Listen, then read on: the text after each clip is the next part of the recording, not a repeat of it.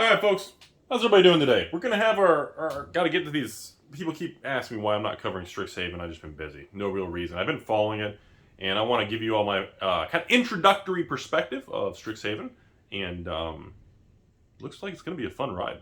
Definitely going to try to get some box opening videos and everything this time around, and let's just, so we got Strixhaven booster box, draft boxes, Strixhaven set boxes, collector boxes, and then we have the, technically, Strixhaven Commander, but remember, this is the big Commander set of each year. Technically, this is Commander 2021. Starting last year, they kind of put the theme to one of the standard blocks in the summer. So last year they called, Commander 2020 was like Ikoria Commander 2020 was kind of the marketing and wording around it. But technically, Commander 2021 is also coming out with this. I wish they would stagger the dates, but there are just so much products, it's crazy. So let me give you all my perspective. Let's start with the obvious here. Strixhaven draft boxes. As we all know, which is old news at this point, which we've seen the last few releases, the draft boxes are being throttled back and reduced in favor of the set boxes and, of course, the other product lines. This is continuing with Strixhaven, so I expect to see very inflated draft box prices of probably 110 to 150 by the time it stabilizes.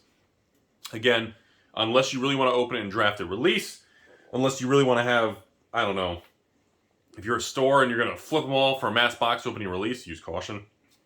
I really just think that, I think it's just very manipulative, but I don't want to get into that. It's really what I don't want to focus on this video. It is what it is. Just be aware. Oh, and by the way, if you're a patron, for example, we'll be bringing on the Kaldheim draft boxes finally for the $82 shipped. And that will be happening next month after we get through the big Monarch release. We'll do a swap over there. So it'll be very exciting finally. And again, Kaldheim draft boxes were the same thing. At release plus 30 days, they were like 120, 130 everywhere. Just way overpriced for a draft box, everybody. Seriously. Okay, so next, the Strixhaven actual set boxes.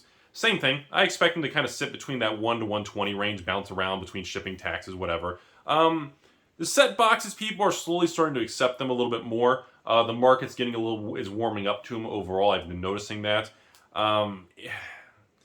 Still on the fence. I don't know what this means long term for all these product lines. Like, as these products go out of print, do they all go up the same percentage, I'm assuming? Do certain ones go faster than others because of maybe supply? I don't know, I want to jump over, though, again, now to the Strixhaven collector boxes.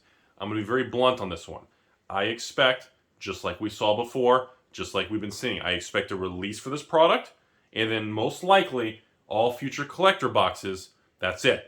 It's a one and done, but I expect Wizards to release 50% of the supply at release, and then anything else in the future will be direct through Amazon for all future waves. I've been very adamant about that. I do firmly believe that that is going to be the path of the future here. Same thing with Commander 2021. I'm very curious if this time around, Commander 2021 is going to be the first Commander release where they have the initial release and then everything else goes through Amazon. And by the way, I love the concept that they're making a Commander 2021 alternate small packaging version, but apparently stores can't get access to that. It's only for Amazon so they can ship direct and save money.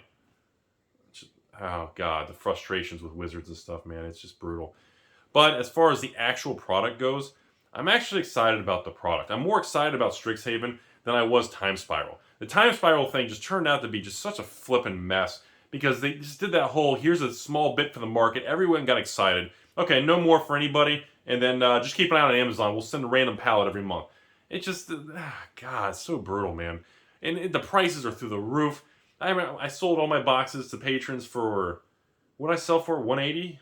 No, 190, 189, 187, 187, whatever. The point was, it's just, the whole thing was just, and now they're $350 a piece, and people have to pay just so much, and then Amazon gets them in stock randomly, then it's a panic to buy it, and then another couple weeks, there's another way. It's just so manipulative. It's very frustrating to see that. It's very nasty. It's just, there's just no transparency from Wizards and the public, and the way they do this, and the way it's just very, it's just, I don't know, I know this is cliche, and it just feels very disrespectful to the customer base who can't get it, unless they pay almost $400 for Time Spiral with taxes and shipping out the door, and then randomly Amazon gets a wave, and it's just a panic, and then disappears. It's like this, and they have to rinse and repeat that. It's very frustrating, but anyways, Strixhaven as a whole looks like a good product. I expect tremendous success from this product. Very excited to do some box openings on it. And I'm going to do a whole different video, a kind of a rant video on the Mystical Archives, because the cards look flipping beautiful, except one or two of them. But I'm very excited about the product. I think Liliana looks beautiful. I think some of the artwork of just the way the characters, the guys and the women look. I think the colors used, the whole school theme, some of the library books and the different type of class. I like it all. I think it's got a good vibe to it. I like the art style. I like the lore behind it. It's got a nice vibe to it. Does it really fit? Whatever. But it's just one of those things where I don't know. There's a lot of unknowns right now, everybody. We have a lot of things in the works, and with all these things, and right now there's so much chatter with Modern Horizons 2, I don't know if that's going to be a positive or negative thing for Strixhaven. Because Wizards is so aggressive with the release schedule and spoilers, they start spoiling and telling you things on sets that are coming out later when Strixhaven isn't even released yet. You know, there's just so much. It's very challenging to keep up with it. But I have to play devil's advocate and also say, because of this, a lot of people are going to miss out on a lot of products. Because the average consumer has to pick and choose which product they want to buy, which product line they want to be a part of. Most stores now are skipping certain releases. The average store is just saying, yeah, we're going to carry Strixhaven set boxes, and that's it. We're not going to carry the draft or the collector or the commander. Or many stores have been discontinuing the commander products because of the Amazon restocks, the size of the packaging, to have to do any form of e-commerce. There's been a lot of shifts in behavior going on. And this leads to a tremendous era of unknowns. And that's where we're at, everyone. I don't know if long-term all this is tremendously bullish because people are going to skip things, the prices are high, there's too much to keep up with. Or I don't know if long-term everyone's going to keep buying everything and it could be some sort of evil bubble and scalpers, all these, abrasive things. I don't know. Because I've been doing this my whole life, folks, and I've never seen an era like this. I've never seen all these new card games coming out and getting so much attention and resources. I've never seen Wizards in a position to be this cocky with their prices and spoilers and behavior towards the community. And you have so many forces at work. I don't know, when you put all those together and sum it all up, what does the equation spit out? What does that mean today, later, in 3, 5, 10 years? I don't know.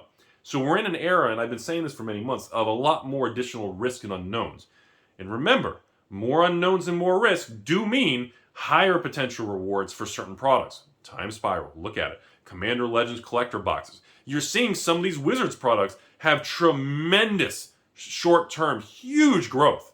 I don't know about long-term, but I mean, when you see product lines, that are they just come out, boom, they double, boom, they triple, boom. There's a lot of opportunity in collectibles. Whether you're on the sports side, whether you're part of Marvel cards, good luck with that. And whether or not you're just part of all these collectibles, we don't know.